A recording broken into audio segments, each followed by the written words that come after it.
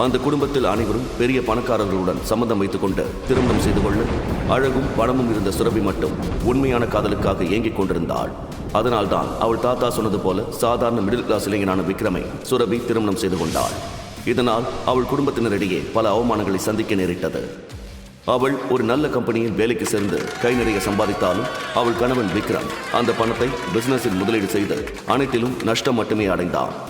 இதனால் சுரபிக்கும் விக்ரமின் திருமண வாழ்வில் விரிசல் ஏற்பட்டது. இதையே காரணமாக வைத்து சுரபிக்கும் விக்ரமிற்கும் விவாகரத்து வாங்க அவள் அம்மா ரேணுகா திட்டம் தீட்டினார். ஆனால் சுரபி அதற்கு சம்மதிக்கவில்லை. அன்று சுரபியின் அம்மா ரேணுகாவின் பிறந்த நாள். ஒவ்வொரு வருடமும் ரேணுகாவின் பிறந்த நாள் மிகவும் கோலாகலமாக கொண்டாடப்படுகிறது. இந்த விழாவில் அனைத்து குடும்பங்களும் வந்து பங்கேற்பார்கள்.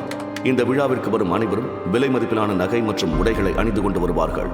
இன்றும் அப்படிதான் அனைவரும் வந்திருந்தார்கள். அப்போது ரேணுகா அங்கிருந்த மேடைக்கு ஏறி பேச ஆரம்பித்தாள். ஒவ்வொரு வருஷமும் என்னோட பர்த்டே ஃபங்க்ஷனுக்கு நீங்க எல்லாரும் வந்து கலந்துக்கிறது எனக்கு எவ்வளவு சந்தோஷமா இருக்குன்னு உங்களுக்கு தெரியாது. இன்னைக்கு என்னோட பர்த்டே செலிப்ரேஷன் மட்டும் இல்ல, அது கூடவே உங்க எல்லாருக்கும் இன்னொரு முக்கியமான விஷயம் நான் சொல்ல போறேன்.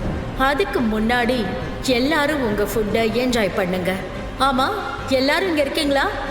பார்ட்டியை ஆரம்பிக்கலாமா? முழு வீடியோவை பாக்கெட் FM தமிழ் யூடியூப் சேனலில் கண்டு மகிழுங்கள்.